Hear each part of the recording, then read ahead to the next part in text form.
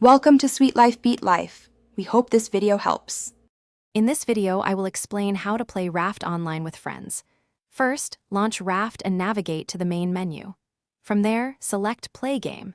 Next, you'll want to choose Host New World to initiate a fresh game session.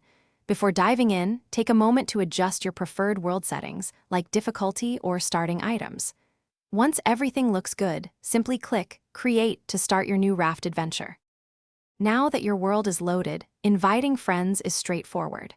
Press the Escape key on your keyboard to bring up the in-game menu.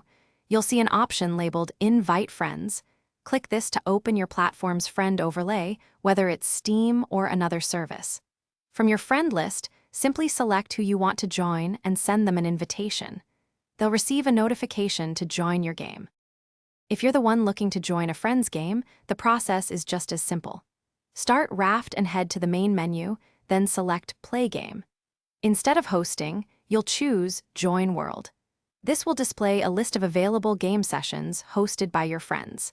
Find your friend's name and click on their game to seamlessly join their Raft and begin your shared survival journey.